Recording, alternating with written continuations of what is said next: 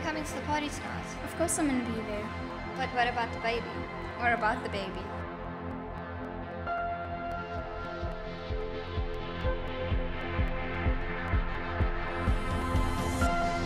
Every human being has the inherent right to life. This right shall be protected by law. No one shall be deliberately deprived of their lives. I am a human.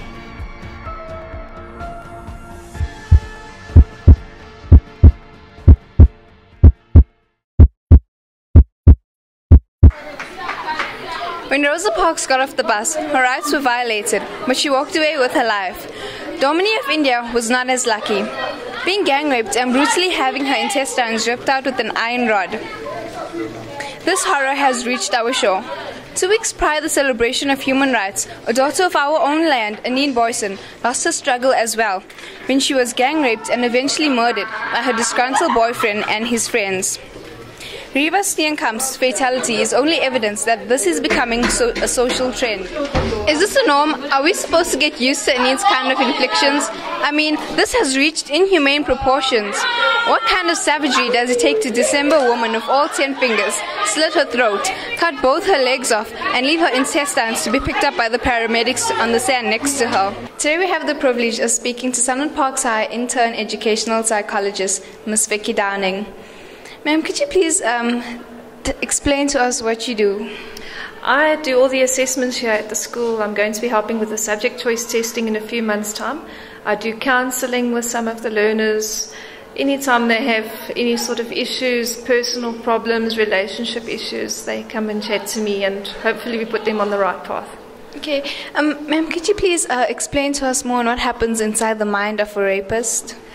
I'm no expert in rape, but from what I know with human behavior, a rapist is normally, he's just exerting control over his victim. It's normally a control issue, an issue of domination, an issue of violating the person. There's normally a lot of intense anger and hatred associated with the act. And obviously, because it is such an intimate act, it is really taking control of that person and forcing their will on.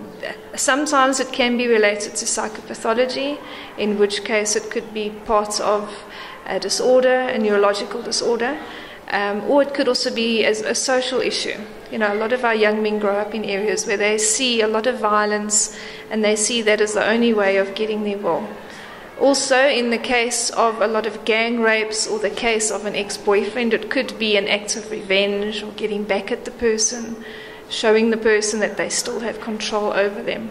So those are the main things. As I said, also in our community, watching how other people relate. If you see this as the norm in your society, then young people do tend to model that behavior and copy it.